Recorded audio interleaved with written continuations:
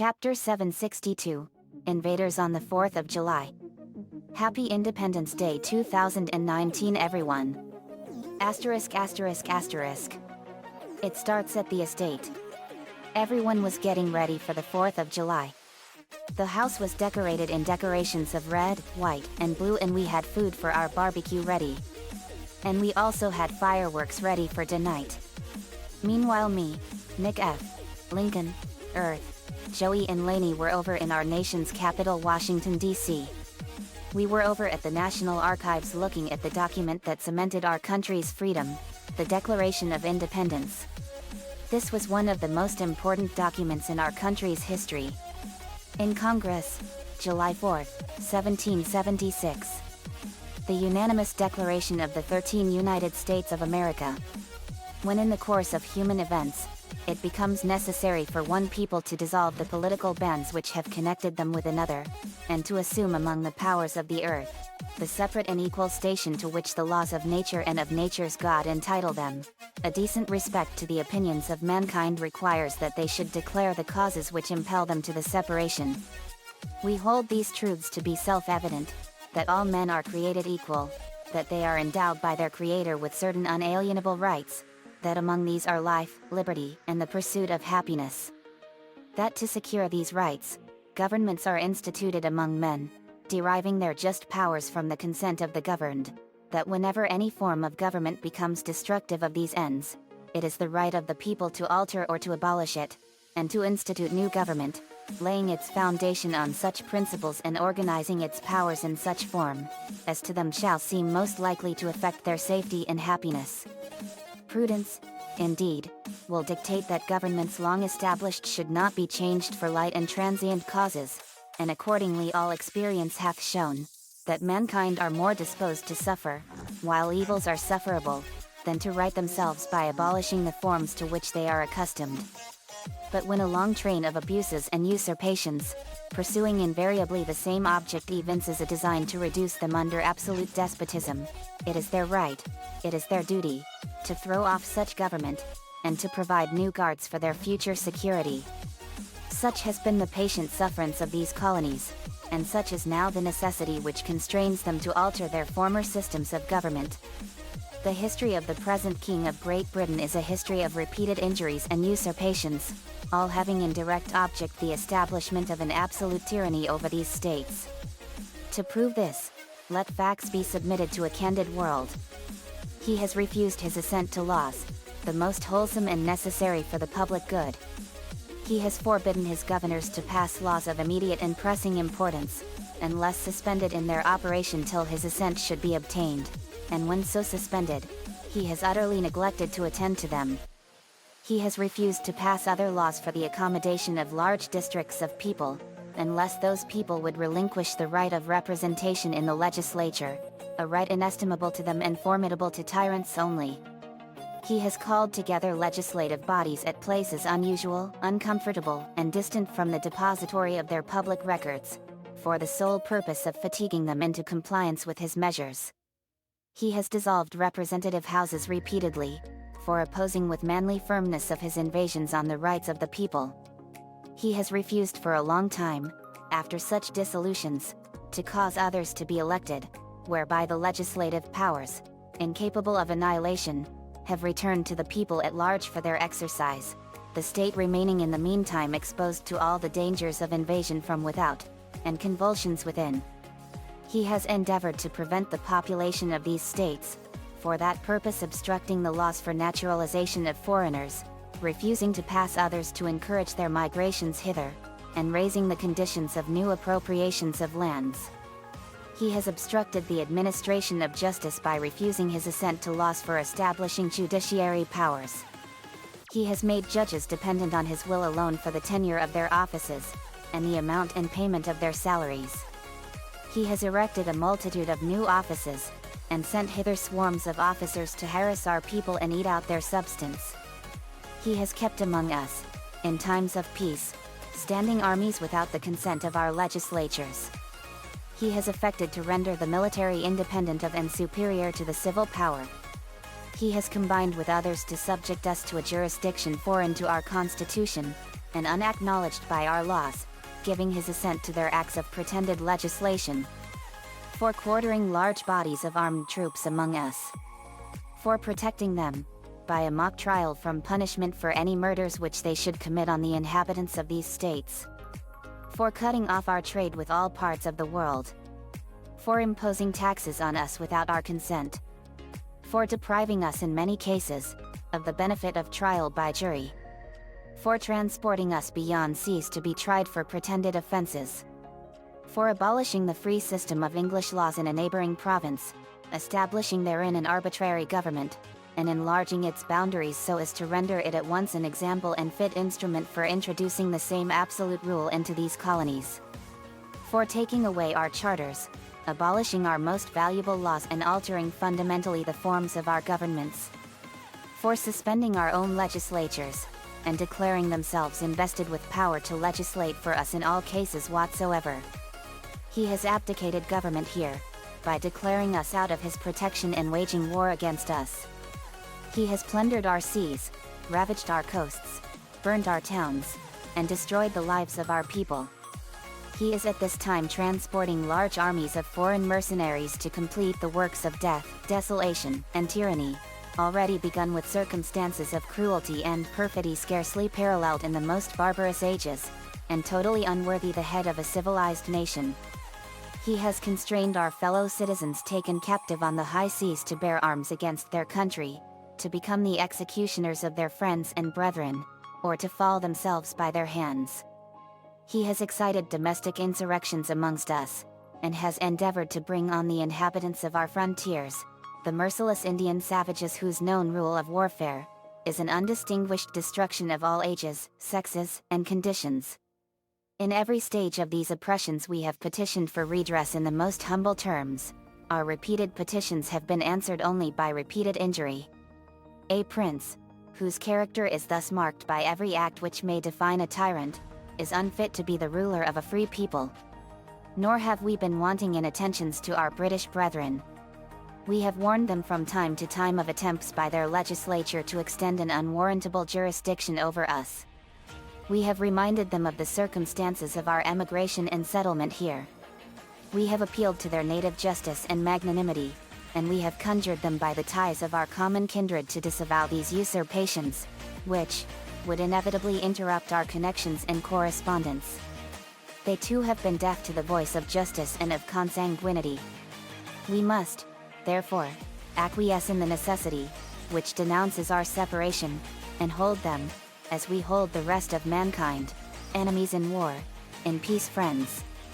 We, therefore, the representatives of the United States of America, in General Congress, assembled, appealing to the Supreme Judge of the world for the rectitude of our intentions, do, in the name, and by authority of the good people of these colonies, solemnly publish and declare, that these united colonies are, and of right ought to be free and independent states, that they are absolved from all allegiance to the British Crown, and that all political connection between them and the state of Great Britain is and ought to be totally dissolved, and that as free and independent states, they have full power to levy war, conclude peace, contract alliances, establish commerce, and to do all other acts and things which independent states may of right do. And for the support of this declaration, with the firm reliance on the protection of divine providence, we mutually pledge to each other our lives, our fortunes, and our sacred honor. New Hampshire, Josiah Bartlett, William Whipple, Matthew Thornton. Massachusetts, Samuel Adams, John Adams, John Hancock, Robert Treat Payne, Elbridge Gerry. Rhode Island, Stephen Hopkins, William Ellery. Connecticut, Roger Sherman, Samuel Huntington, William Williams, Oliver Wolcott. New York, William Floyd, Philip Livingston, Francis Lewis, Lewis Morris. New Jersey, Richard Stockton, John Witherspoon, Francis Hopkinson, John Hart, Abraham Clark.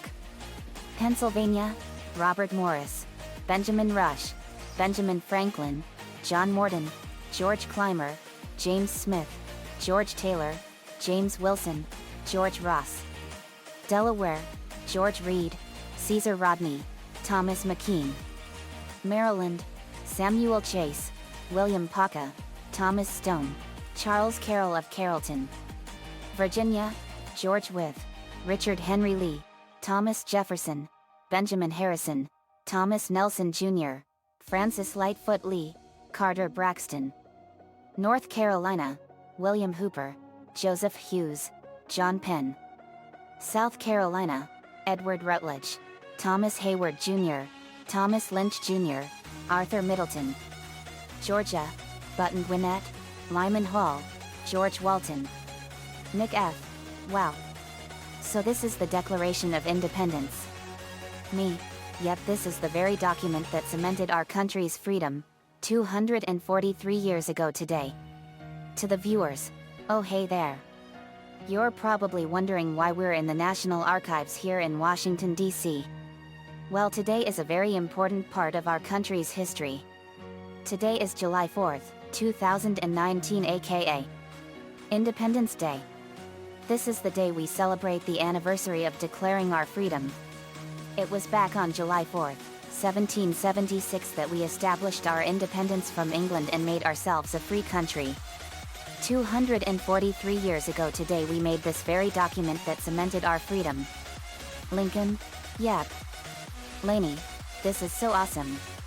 I can't believe I'm seeing the Declaration of Independence for the first time. Nick F. Me too, Laney. Joey, British accent. I'm actually from England and I love my native land, but I can't believe my people were like that all those years ago. Me. I know, Joey. But it was thanks to the help of the French that we were able to win the American Revolutionary War. The French hated England for their humiliating defeat during an event called the 7 Years' War back in the 1750s. Nick F. I didn't know that. Me. Yet. With the help of the French, we made sure that England could never take us back and we won the revolution. This was a decisive factor during the Revolutionary War. During the Siege of Yorktown in 1781, the French Navy formed a powerful blockade of ships that prevented the British from getting in or out, and because of that, the British commanded by General Charles Cornwallis surrendered, and it was that battle that ended the war. Laney, that's right. Joey, and do you know why the war was started in the first place? Me.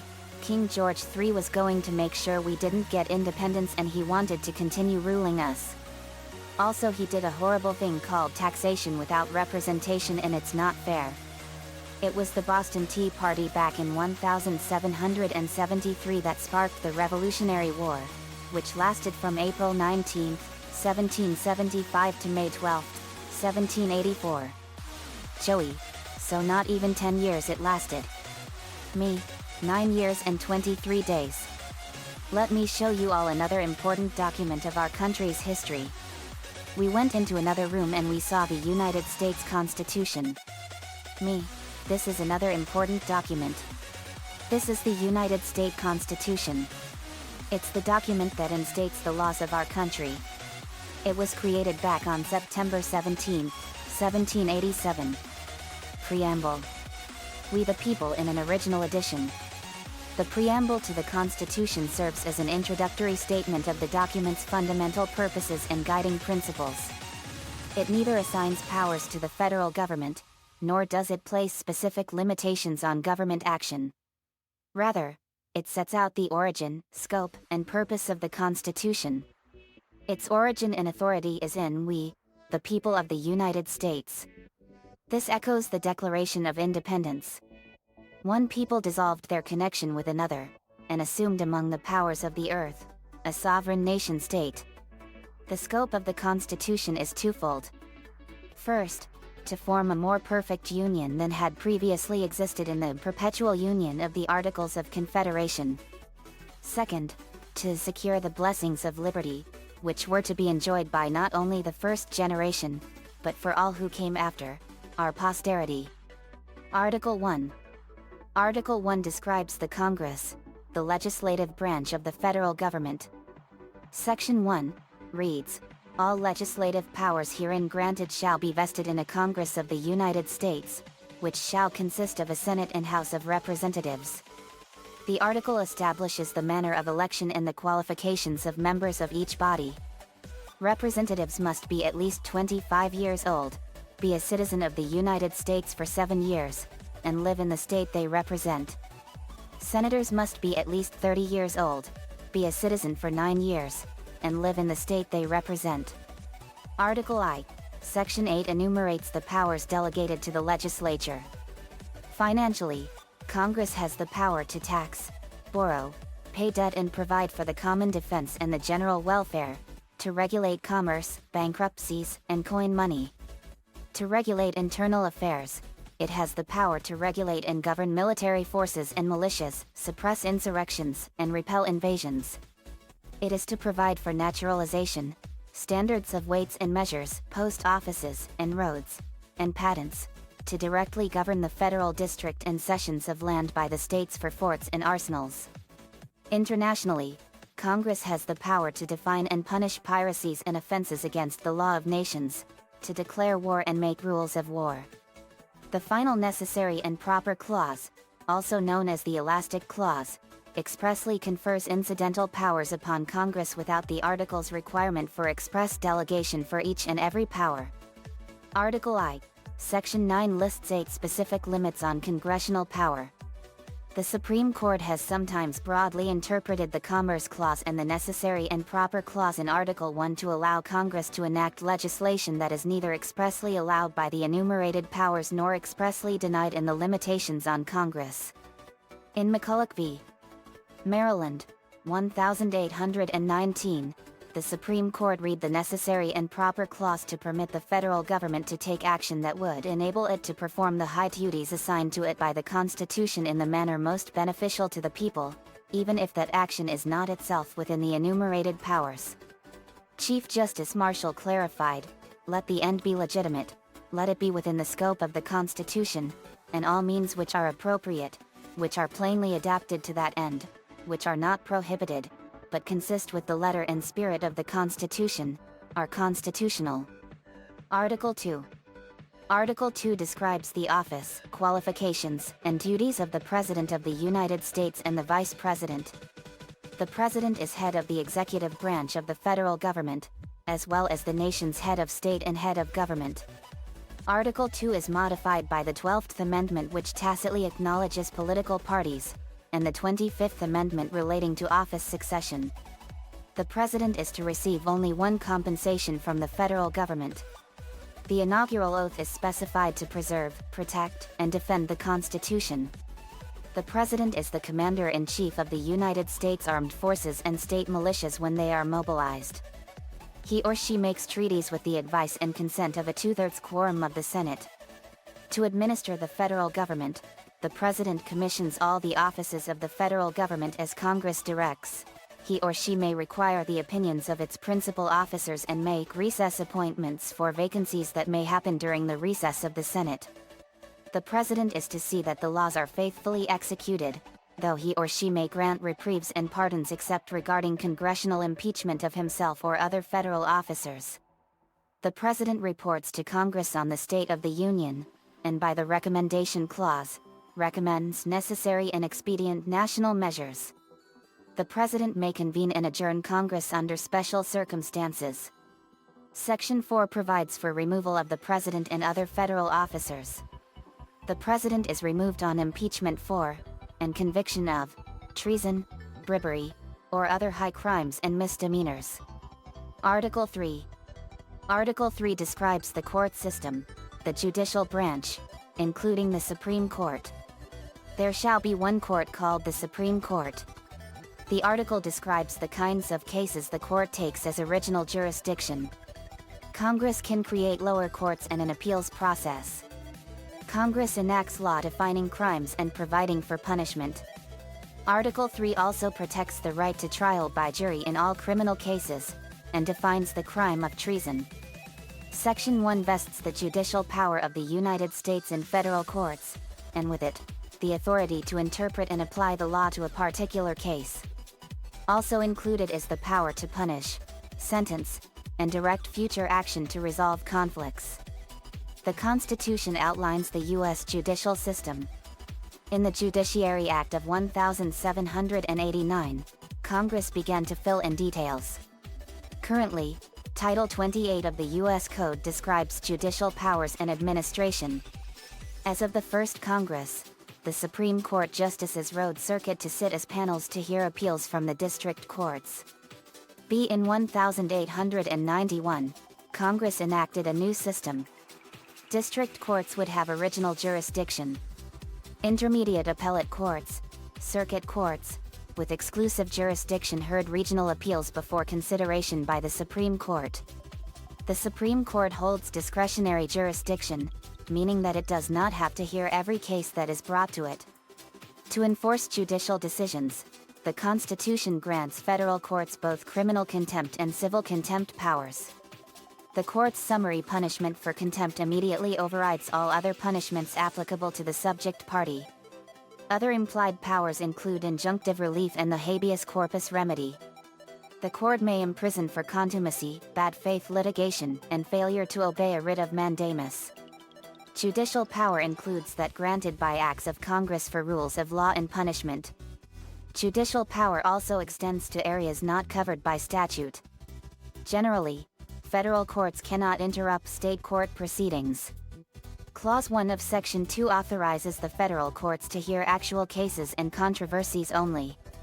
Their judicial power does not extend to cases which are hypothetical, or which are proscribed due to standing, mootness, or ripeness issues.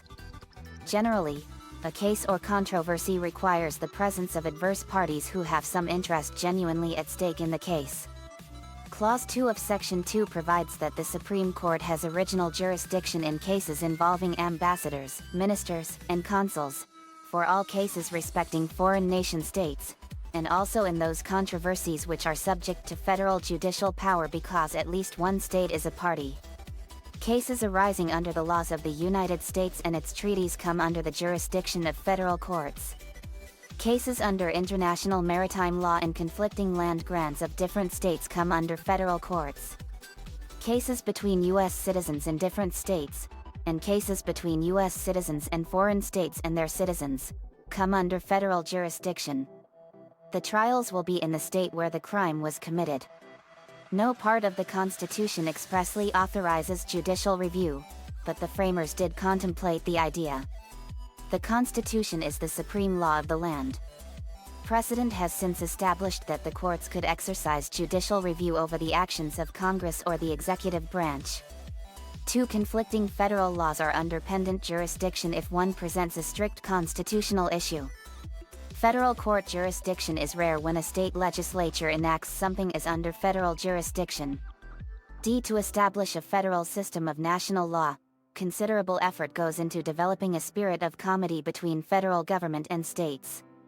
By the doctrine of res judicata, federal courts give full faith and credit to state courts. The Supreme Court will decide constitutional issues of state law only on a case-by-case basis, and only by strict constitutional necessity, independent of state legislators' motives, their policy outcomes or its national wisdom. F. Section 3 billion Argentine pesos Congress from changing or modifying federal law on treason by simple majority statute. This section also defines treason as an overt act of making war or materially helping those at war with the United States. Accusations must be corroborated by at least 2 witnesses.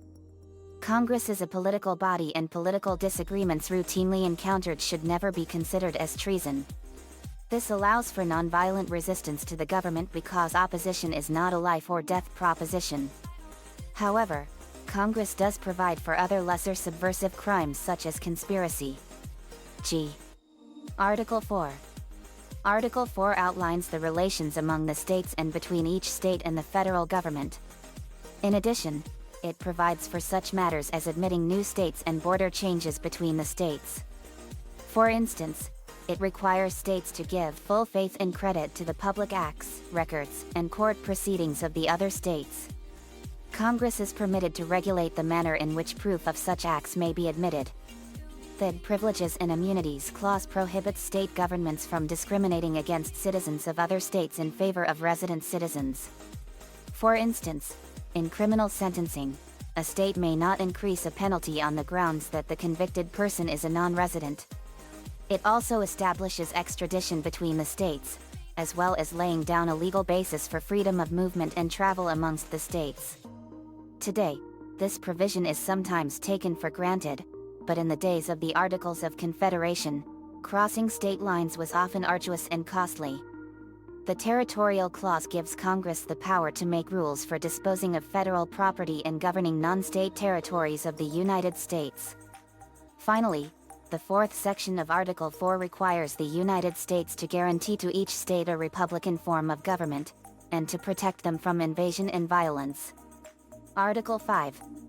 Article 5 outlines the process for amending the Constitution. 8 state constitutions in effect in 1787 included an amendment mechanism. Amendment-making power rested with the legislature in 3 of the states, and in the other 5 it was given to specially elected conventions. The Articles of Confederation provided that amendments were to be proposed by Congress and ratified by the unanimous vote of all 13 state legislatures. This proved to be a major flaw in the Articles, as it created an insurmountable obstacle to constitutional reform. The amendment process crafted during the Philadelphia Constitutional Convention was, according to the Federalist No. 43, designed to establish a balance between pliancy and rigidity. It guards equally against that extreme facility which would render the Constitution too mutable, and that extreme difficulty which might perpetuate its discovered faults. It moreover equally enables the general and the state governments to originate the amendment of errors, as they may be pointed out by the experience on one side, or on the other. There are 2 steps in the amendment process. Proposals to amend the Constitution must be properly adopted and ratified before they change the Constitution. First, there are 2 procedures for adopting the language of a proposed amendment, either by a. Congress, by 2/3 majority in both the Senate and the House of Representatives, or b. National Convention, which shall take place whenever 2/3 of the state legislatures collectively call for one. Second, there are 2 procedures for ratifying the proposed amendment, which requires 3/4 of the states, presently 38 of 50, approval, a. Consent of the state legislatures, or b. Consent of state ratifying conventions. The ratification method is chosen by Congress for each amendment. State ratifying conventions were used only once, for the 21st Amendment. Presently, the Archivist of the United States is charged with responsibility for administering the ratification process under the provisions of 1 U.S. Code 106b. The Archivist submits the proposed amendment to the states for their consideration by sending a letter of notification to each governor. Each governor then formally submits the amendment to their state's legislature. When a state ratifies a proposed amendment, it sends the archivist an original or certified copy of the state's action. Ratification documents are examined by the Office of the Federal Register for facial legal sufficiency and an authenticating signature. Article 5 ends by shielding certain clauses in the new frame of government from being amended. Article 1, Section 9, Clause 1 prevents Congress from passing any law that would restrict the importation of slaves into the United States prior to 1808, plus the 4th clause from that same section, which reiterates the constitutional rule that direct taxes must be apportioned according to state populations. These clauses were explicitly shielded from constitutional amendment prior to 1808. On January 1, 1808, the first day it was permitted to do so, Congress approved legislation prohibiting the importation of slaves into the country.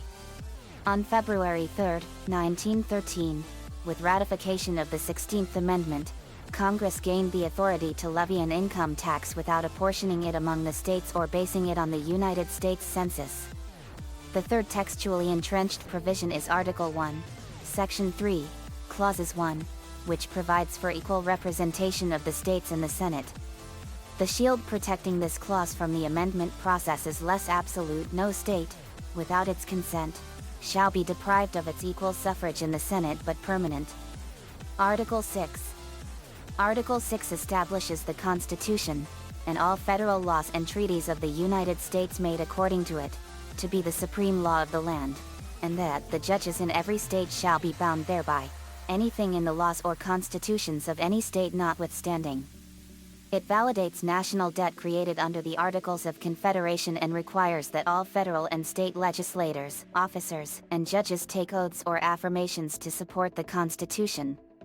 This means that the state's constitutions and laws should not conflict with the laws of the federal Constitution, and that in case of a conflict, state judges are legally bound to honor the federal laws and Constitution over those of any state. Article 6 also states no religious test shall ever be required as a qualification to any office or public trust under the United States. Article 7. Article 7 describes the process for establishing the proposed new frame of government. Anticipating that the influence of many state politicians would be anti-federalist, delegates to the Philadelphia Convention provided for ratification of the Constitution by popularly elected ratifying conventions in each state. The convention method also made it possible that judges, ministers, and others ineligible to serve in state legislatures could be elected to a convention. Suspecting that Rhode Island, at least, might not ratify, delegates decided that the Constitution would go into effect as soon as 9 states, 2/3 rounded up, ratified. Once ratified by this minimum number of states, it was anticipated that the proposed Constitution would become this Constitution between the 9 or more that signed. It would not cover the 4 or fewer states that might not have signed. Closing endorsement. The signing of the United States Constitution occurred on September 17, 1787, when 39 delegates to the Constitutional Convention endorsed the Constitution created during the convention. In addition to signatures, this closing endorsement, the Constitution's Eschaticol, included a brief declaration that the delegates' work has been successfully completed and that those whose signatures appear on it subscribe to the final document. Included are a statement pronouncing the document's adoption by the states present, a formulaic dating of its adoption, and the signatures of those endorsing it. Additionally, the convention's secretary, William Jackson, signed the document to authenticate the validity of the delegates' signatures. He also made a few secretarial notes. The language of the concluding endorsement, conceived by Gouverneur Morris and presented to the convention by Benjamin Franklin, was made intentionally ambiguous in hopes of winning over the votes of dissenting delegates. Advocates for the new frame of government, realizing the impending difficulty of obtaining the consent of the states needed to make it operational, were anxious to obtain the unanimous support of the delegations from each state. It was feared that many of the delegates would refuse to give their individual assent to the Constitution. Therefore, in order that the action of the convention would appear to be unanimous, the formula, done in convention by the unanimous consent of the states present, was devised. The document is dated the 17th day of September in the year of our Lord 1787, and of the independence of the United States of America the 12th. This twofold epoch dating serves to place the Constitution in the context of the religious traditions of Western civilization and, at the same time, links it to the regime principles proclaimed in the Declaration of Independence. This dual reference can also be found in the Articles of Confederation and the Northwest Ordinance. The closing endorsement serves an authentication function only. It neither assigns powers to the federal government nor does it provide specific limitations on government action. It does, however, provide essential documentation of the Constitution's validity, a statement of this is what was agreed to. It records who signed the Constitution, and when and where. This document helps us enforce our laws. Lincoln, how many laws are there in the United States of America? There's 20,000 laws in the United States alone. Everyone, wow. Joey, that is a lot of laws to follow. I was shocked too. But most of those laws are for the uses of guns. But let me show you another document. We went to another room and we saw another of our most important documents, the United States Bill of Rights. This is the United States Bill of Rights. It was made by Thomas Jefferson, America's third president, on September 25, 1789. The Bill of Rights had little judicial impact for the first 150 years of its existence. In the words of Gordon S. Wood, after ratification, most Americans promptly forgot about the first 10 amendments to the Constitution. The court made no important decisions protecting free speech rights, for example, until 1931. Historian Richard Labunsky attributes the bill's long legal dormancy to three factors.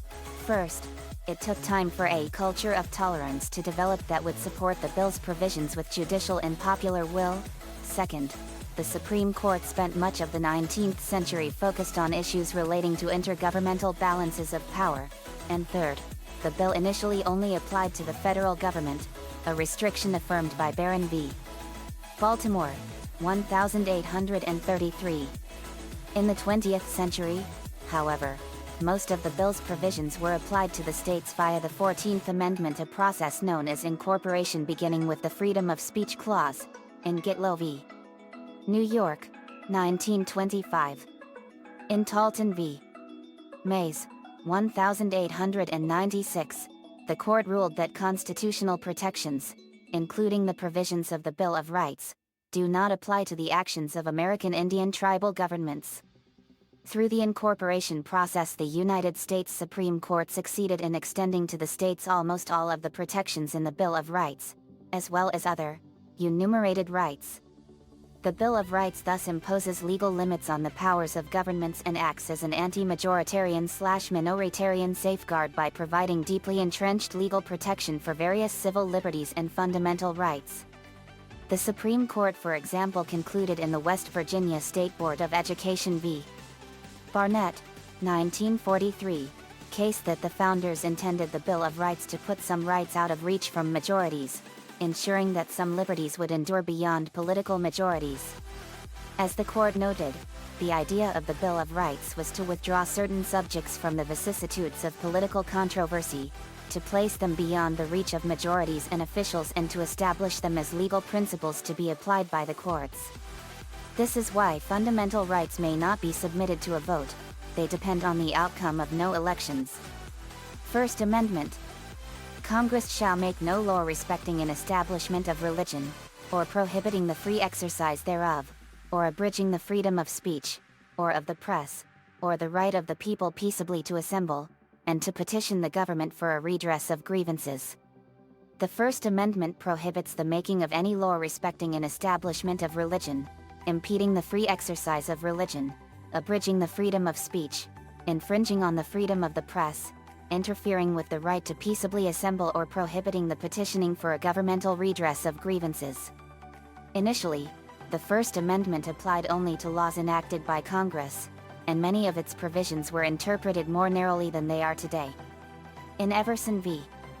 Board of Education, 1947, the court drew on Thomas Jefferson's correspondence to call for a wall of separation between church and state, though the precise boundary of this separation remains in dispute.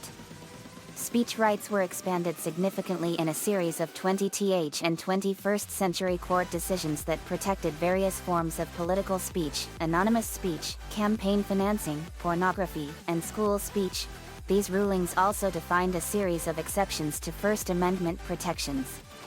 The Supreme Court overturned English common law precedent to increase the burden of proof for libel suits, most notably in New York Times Co. v. Sullivan, 1964. Commercial speech is less protected by the First Amendment than political speech, and is therefore subject to greater regulation.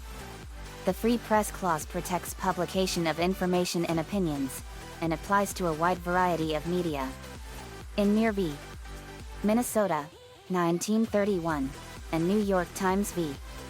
United States, 1971, the Supreme Court ruled that the First Amendment protected against prior restrained pre-publication censorship in almost all cases.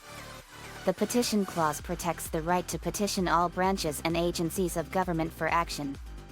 In addition to the right of assembly guaranteed by this clause, the court has also ruled that the amendment implicitly protects freedom of association.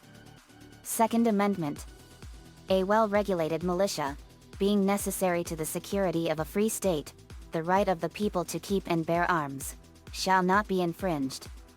The Second Amendment protects the individual right to keep and bear arms. The concept of such a right existed within English common law long before the enactment of the Bill of Rights.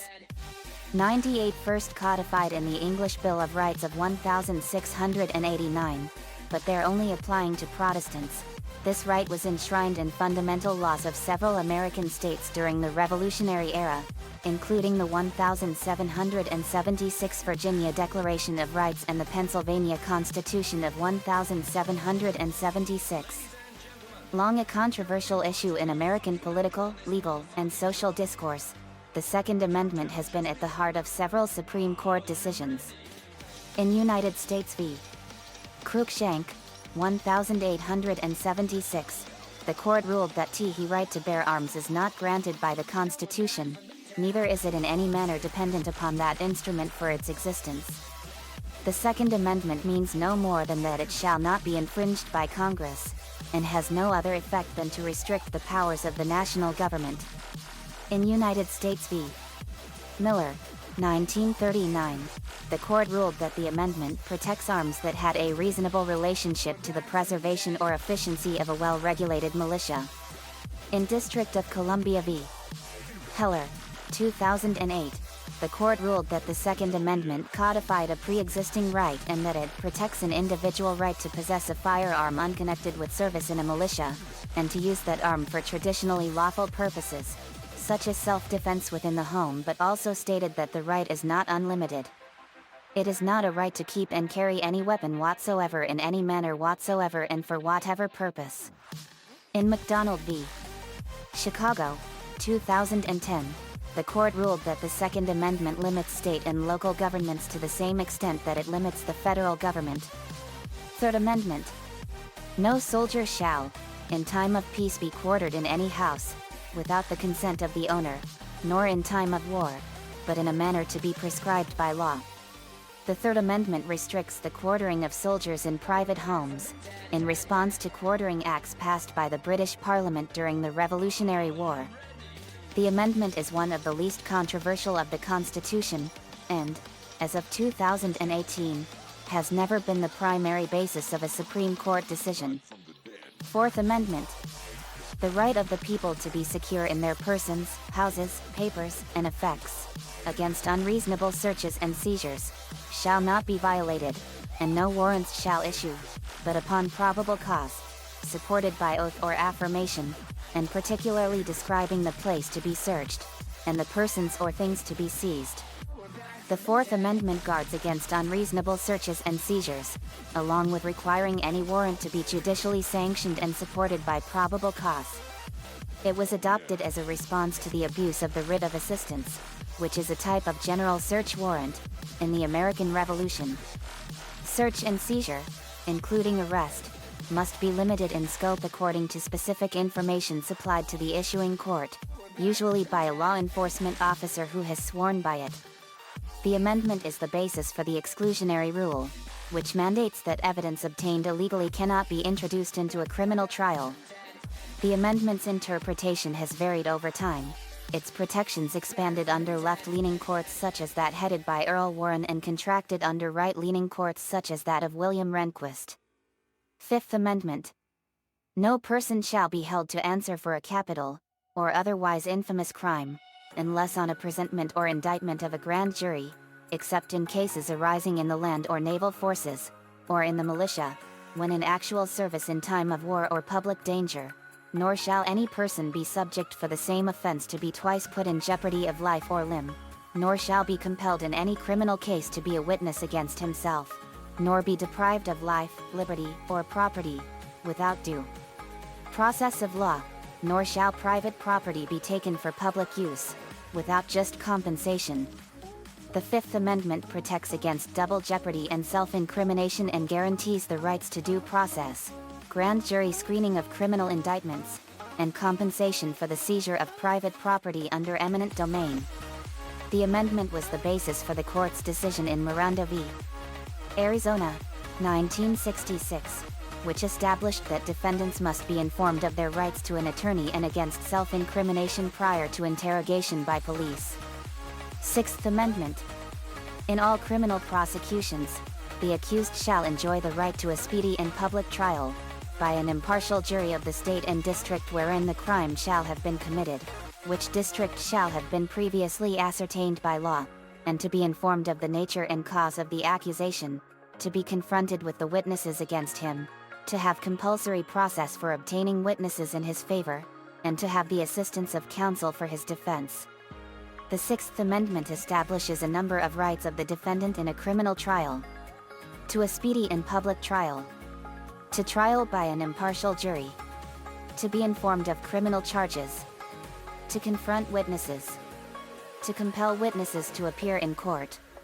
To assistance of counsel. In Gideon v. Wainwright, 1963, the court ruled that the amendment guaranteed the right to legal representation in all felony prosecutions in both state and federal courts. Seventh Amendment. In suits at common law, where the value in controversy shall exceed $20, the right of trial by jury shall be preserved, and no fact tried by a jury shall be otherwise re-examined in any court of the United States than according to the rules of the common law. The Seventh Amendment guarantees jury trials in federal civil cases that deal with claims of more than $20. It also prohibits judges from overruling findings of fact by juries in federal civil trials. In Caldgrove v. Batten, 1973, the court ruled that the amendment's requirements could be fulfilled by a jury with a minimum of 6 members. The seventh is one of the few parts of the Bill of Rights not to be incorporated, applied to the states. Eighth Amendment. Excessive bail shall not be required, nor excessive fines imposed, nor cruel and unusual punishments inflicted. The Eighth Amendment forbids the imposition of excessive bails or fines, though it leaves the term excessive open to interpretation. The most frequently litigated clause of the amendment is the last, which forbids cruel and unusual punishment. This clause was only occasionally applied by the Supreme Court prior to the 1970s, generally in cases dealing with means of execution. In Furman v.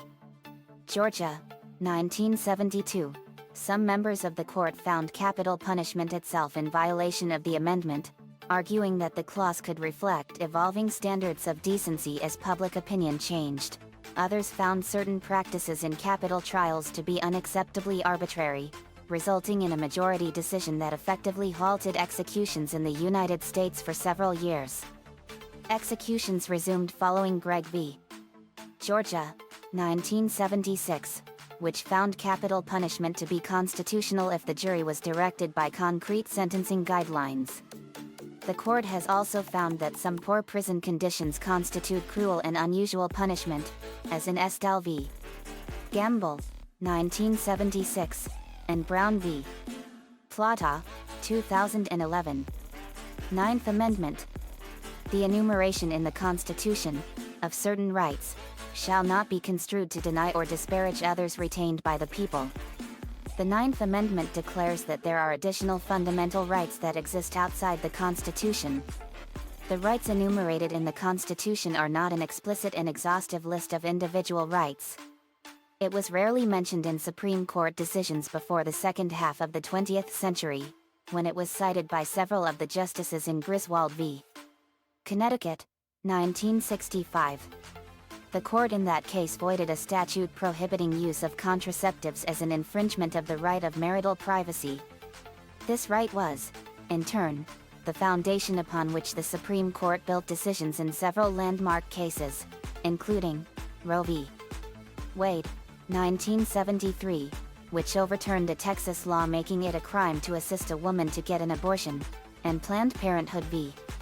Casey, 1992, which invalidated a Pennsylvania law that required spousal awareness prior to obtaining an abortion. 10th Amendment.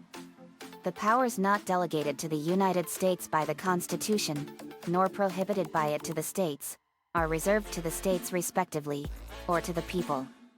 The 10th Amendment reinforces the principles of separation of powers and federalism by providing that powers not granted to the federal government by the Constitution, nor prohibited to the states, are reserved to the states or the people.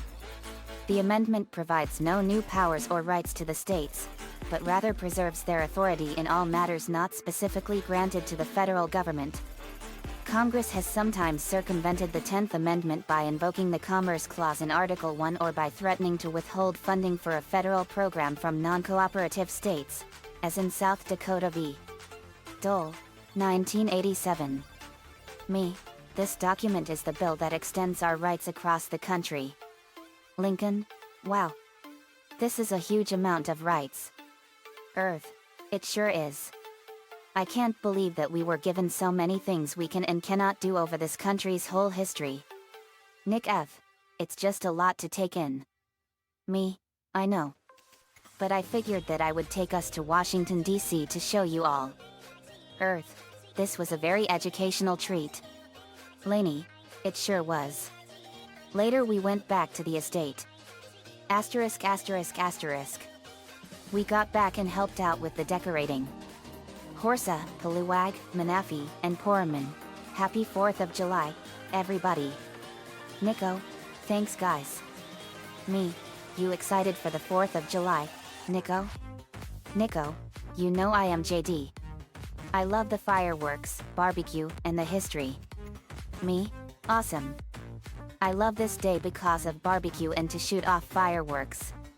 Lainey, me too. Stacy, I haven't had a good 4th of July since I got Jean slammed. Me, I don't think any of you had. John, I know JD. Coop, I wish our mom was here with us. Me, what happened to your mom, Coop? Coop, she died of cancer when we were kids. Me, oh no. I'm so sorry.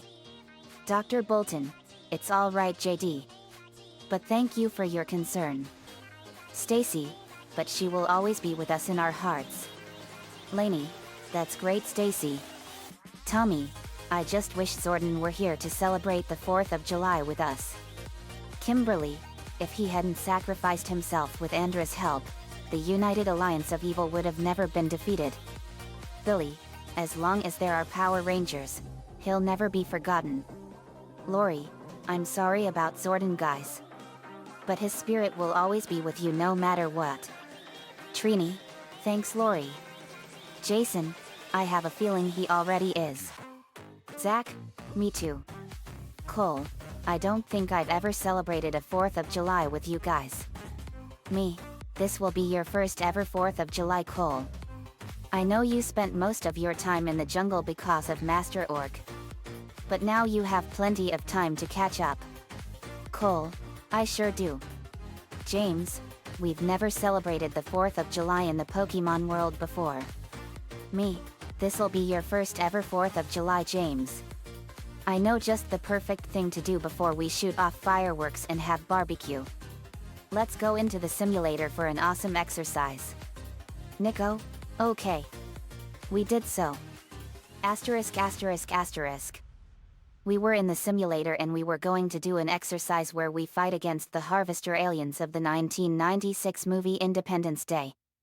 The simulator activated and we were at Area 51 and we were standing there at the crack of dawn as the president was going to give his speech on it.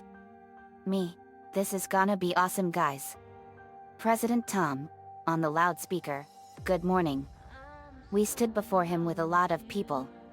President Tom, in less than an hour, aircrafts from here will join others from around the world.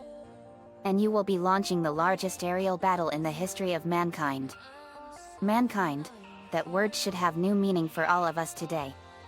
We can't be consumed by our petty differences anymore. We will be united in our common interest.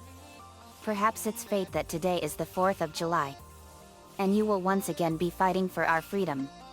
Not from tyranny, oppression, or persecution, but from annihilation. We're fighting for our right to live, to exist. And should we win the day, the 4th of July will no longer be known as an American holiday, but as the day when the world declared in one voice, we will not go quietly into the night. We will not vanish without a fight. We're going to live on. We're going to survive. Today we celebrate our Independence Day. We cheered wildly. That was easily one of the most powerful speeches we've ever seen. Me, let's get them. We walked up to President Tom. Me, Mr. President, you have the assistance of Team Loud Phoenix Storm. And we will triumph. Vince, we won't let you down, sir. Carol, count on it. Me, you're gonna need some heavier firepower, sir. Missiles and bombs won't be able to damage the hulls of those ships. We have the firepower you all need. President Tom, thank you all. We shook hands. Asterisk asterisk asterisk. Later we were off and we had a lot of fighter jets and we were flying beside them. We were flying by a bunch of F-16 fighter jets. We saw an enormous ship coming towards us. Me, target sighted. President Tom, we have visual. General Gray, do not engage until we've confirmed the package has been delivered. President Tom, Roger. We saw the ship and it was a massive 15-mile wide alien ship. Me, wow. I forgot how big those ships were. Lori, that is literally the biggest ship ever. Me, no kidding. Laney, not nearly as big as our ship though.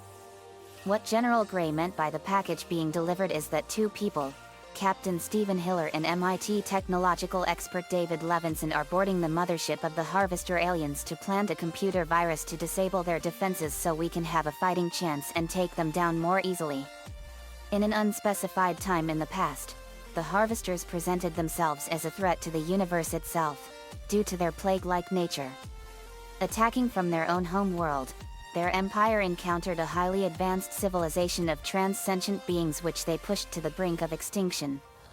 For thousands of years, the Harvester Empire has been at war against a coalition of many alien races, who lost their planets to the Harvesters.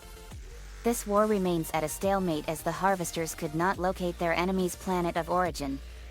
Because of this, the Harvesters attempt to hunt down a sapient artificial intelligence known as the Sphere for its vital information on their enemies. The remnants from this civilization escaped with technology that they stored at a sanctuary world, where they have since actively prepared species with the necessary tools to combat the Harvesters. Recognizing the beings as a threat, the Harvesters are determined to discover the sanctuary world and prevent the spread of the means that can defeat them. The first recorded interaction between humanity and the aliens was in 1947, when an attacker crashed on the Foster Ranch outside of Roswell, New Mexico. In the crash, 2 aliens were killed, while a third was seriously injured. The crashed ship, the 2 bodies and the injured alien were brought to the new Air Force installation outside of Rachel, Nevada called Homey Airport, better known as Area 51. The survivor died within a matter of weeks. Over the next 49 years, scientists at Area 51 studied the attacker, attempted to repair it and studied the physiology of the 3 alien corpses. However, none of the technology of the attacker could be accessed, as there was no mothership nearby. Vietnam War veteran Russell Cass claimed to have been abducted by the aliens in 1986, with the purpose of conducting horrific experiments upon him. However, the veracity of these claims are debatable, and as such, Cass was largely dismissed for suffering post-traumatic stress disorder, PTSD. On July 2, 1996, a mothership arrives at the moon and begins to transmit command signals into Earth's satellite system. During this time, a number of satellites crash into the mothership, which significantly disrupts terrestrial communications. After establishing a permanent position, the mothership deploys 36 city-sized destroyers to position themselves over major cities. The signal progressively becomes weaker after every new transmission, with the end of the signal indicating when each destroyer should fire upon cities. On July 3, 1996, humanity is devastated, as the largest cities are now in ruins and hundreds of millions of people are dead. The destroyers move on to other major cities, with the intention being to destroy every last one within a matter of days. There are a number of attempts by humans to defend themselves against the destroyers, but each of these ends in utter failure, while the alien casualties are minimal, with only one reported crashed attacker. On July 4, 1996, the tide of war takes an abrupt turn. In the early Nevada morning, the captured attacker from 1947 is deployed from Area 51 by the humans, with Captain Stephen Hiller piloting and computer scientist David Levinson as a passenger. The mothership summons the attacker and docks it in the center of the ship. Levinson connects to the alien's internal network and uploads a computer virus that disrupts the mothership's systems and causes the shields to go down for 15 minutes. With this slim window of opportunity, the United States Air Force manages to destroy a destroyer when Cass goes kamikaze into the primary weapon. This strategy is shared with other nations and the destroyers everywhere are destroyed. A destroyer that previously landed and drills into the Earth's crust in the Congo issues a distress signal, calling for other civilizations to come to their aid. Soon after, Hiller and Levinson shoot a nuclear missile into the transport hub of the mothership and escape. The ship explodes, thus ending the first invasion. In the 20 years following the first invasion, humanity has worked industriously to prepare for another global threat. The nations have unified to create a defense grid around the planet and moon that cannibalizes the alien technology from the debris of the first invasion. A massive harvester mothership in the midst of a mission receives the distress beacon from the first mission. Infuriated, the Queen orders an assault on Earth. Their enemy, the Sphere, arrives shortly before the arrival of the harvester mothership, but is mistaken for the aliens, so it is shot down by the humans. The harvester arrives and promptly disables Earth's defenses and situates itself over the Atlantic Ocean. Upon detecting the presence of the Queen, the humans launch a defensive strike against the harvester mothership, with the intention of killing her. Predicting this move, the Queen allows the humans close to her, then has attackers swarm the scene. A sparse number of humans infiltrate the harvester and crash land in the ship's interior ecosystem, due to an electromagnetic pulse issued. The sphere is activated, which prompts lures the Queen's ship. Taking advantage of her determination, Levinson reroutes the signal from the enemy to a space tug carrying cold fusion bombs, piloted by former President Whitmore. Through a sacrificial mission, Whitmore flies into the Queen's ship and detonates the bombs directly in front of her. The Queen, however, survives and continues her pursuit of the enemy. Upon snagging the enemy, the Queen is attacked and killed by ships piloted by Dylan Hiller and Jake Morrison. With the death of the Queen, the aliens go catatonic, the harvester releases its grip on Earth and the second invasion ends. No it's not. But these aliens are not welcome on our planet. In the Area 51 command room, they got word that the virus is being uploaded. Captain Wilder, sir, they're uploading the virus. General Gray, Phoenix 1 and Eagle 1, package is being delivered. Stand by to engage. Yes sir. I had my computer eyes on and they saw the shield around the ship. It was a massive green bubble around the ship. General Gray got word that the virus was in.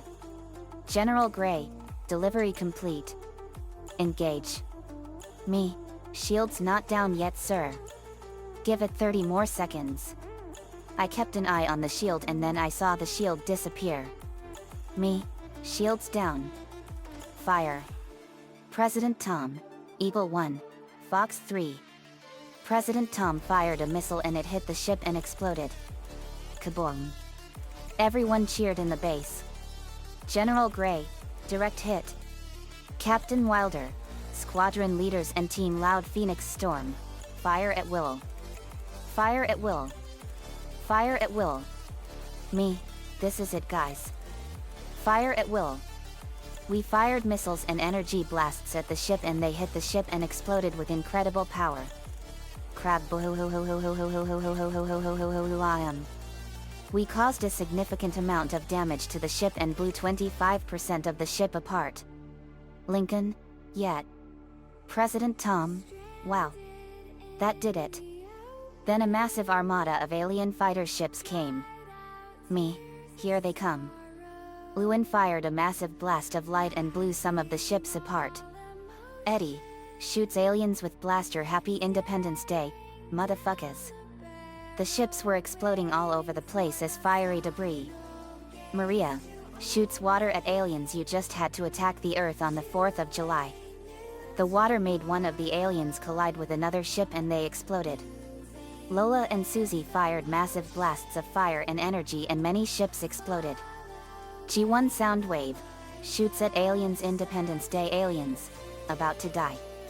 Soundwave fired blasts from his concussion blaster and he destroyed a lot of ships. Let's cut these aliens down to size. Rolling cutter. I activated Cutman's rolling cutter and fired a scissor blade and they sliced and diced the ships. May shoots aliens with ice gun. Chill out. May froze some of the ships and blew them to pieces. Nico, you aliens have failed this universe. Nico fired massive energy blasts at the ship and the fighter ships and blew them apart. Captain Wilder, we're running out of missiles, sir. But it's settling directly over us. Then the ship's main weapon was being ready to fire. General Gray, they're preparing to fire their primary weapon. Me, let's go. President Tom, let's take it out before it takes us out. We went under the ship and we saw the ship's main weapon being charged up. Me, target sighted. President Tom, target at 12 o'clock. We fired numerous blasts. Me, let's destroy this ship for good. Combo and final smash time. Blaster, you got it, JD. Cyber key power. Blaster had the Earth cyber planet key went into hit electro scrambler gun and it enhanced it 100-fold and 3 more blasters popped out. Stacy, I've never used a cyber planet key. First for everything. Earth cyber key power. The Earth cyber planet key went into her device and it enhanced her lightning powers 100-fold. Blaster and Stacy, lightning storm blast strike. Blaster and Stacy fired a massive blast of lightning and it hit the flaps of the hatch for the city destroyer weapon. G1 Soundwave, target sighted. Cyber key power. The Earth cyber planet key went into his arm and it enhanced his concussion blaster 100-fold. James, let's get them Carnivine. Animatron cyber key power. The Animatron cyber planet key went into James's right arm device and it enhanced his Carnivine's abilities. James, leave tornado. Go. G1 Soundwave and Carnivine, Sonic Razor Tornado Strike. Carnivine fired a massive tornado made of leaves and G1 Soundwave fired a massive blast of concussion energy and the blasts combined and they hit the weapon. Nico, let's get them. Time for the final smashes of red, white, and blue. Lincoln, let's do it. Nico, I'll go first. Red for glory. Nico fired a massive blast of red energy and it hit part of the ship and exploded. Crab. Lincoln, white for liberty. Lincoln fired a massive blast of white energy and it hit the ship and exploded. Crab. May, blue for freedom. May fired a massive blue blast of energy and it hit the ship and exploded. Crab. Me, President Tom, let them have it. President Tom, you got it, JD. Missile firestorm explosion. President Tom fired a massive barrage of missiles at the ship. But then they missed and hit the wrong spots. Me, negative impact. Russell, sorry I'm late, Mr. President. We saw a fighter plane arrive. Me, Russell Cass, I presume? Russell, you got that right. I told you I wouldn't let you down. Me, we'll hold them off for you. We did so and Russell had his missile ready. But then it got stuck and he knew he had to make a very difficult choice. Russell, do me a favor. Tell my children I love them very much. I knew what Russell was going to do. Me, we will Russell. Russell flew up to the weapon and took off his mask. Russell, all right you alien assholes. In the words of my generations. Up yours. The laser was charging up. The laser was getting ready to fire and it was targeting the Area 51 base. Russell laughs. Hello boys. I'm Bay-a-a-a-a-a-cuck. He slammed into the laser with a kamikaze attack and the whole ship exploded. Crab.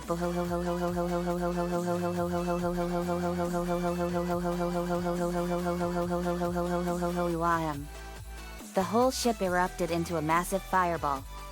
President Tom, he did it. The son of a bitch did it. Everyone at the base cheered wildly. We went out from under the base of the ship as it was going down. Later the mothership exploded and we had the harvester aliens beat. The mothership was destroyed like it was in the movie with a tactical nuke. The alien ships all over the world were destroyed and beat. We did it, guys. Nico, we sure did. These aliens have failed this universe. You got that right. Lincoln, never underestimate the power of Team Loud Phoenix Storm and everyone working together. Blaster, best 4th of July ever. President Tom, we couldn't have done all this without you, JD. We're happy to help, Mr. President. We shook hands. President Tom, to the viewers, these guys are powerful forces to be feared. Never mess with Team Loud Phoenix Storm. Later we left the simulator. We salvaged some of the ships and made our own weapons and defense systems with it and more for the benefit of the planet. Asterisk asterisk asterisk. Later we had our barbecue and we had burgers, ribs, pork, and more. Nico caught his own carnivine and Illuminion and Ben had a ditto. At 9 o'clock we saw fireworks go off. Nico, Blaster was right. This really is the best 4th of July ever. Let's sing America the Beautiful for this day. All singing. Oh, beautiful for spacious skies. For ember waves of grain. For purple mountain majesties. Above the fruited plain. America. America. God shed his grace on thee. And crown thy good with brotherhood. From sea to shining sea. Oh, beautiful for pilgrim feet.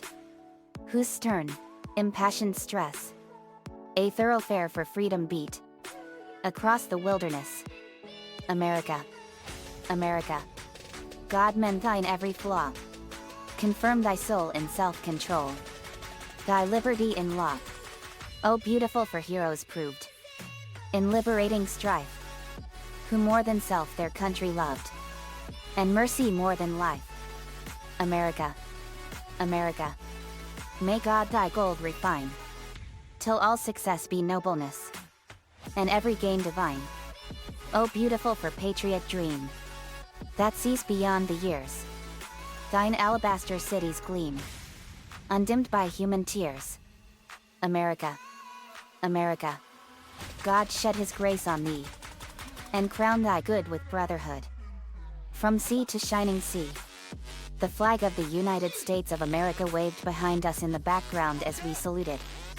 The fireworks were breathtaking and there were so many designs in them. It was the best 4th of July we ever had. We then went to bed. To the viewers, this was a memorable 4th of July. Have a great night to all of you and God bless America. I winked at the camera and the screen irised in with the form of a firework and the American flag waved and around the firework was Happy Independence Day. Elsewhere, an awesome police car was on patrol and in it was Wes Collins, leader of the Time Force Power Rangers from the year 3000 and his partner Eric Myers, the Quantum Ranger and commander of the Silver Guardians. A robber had stolen an armored car. Wes Collins, that armored car was stolen. Eric Myers, let's get him. Wes Collins, time for Time Force.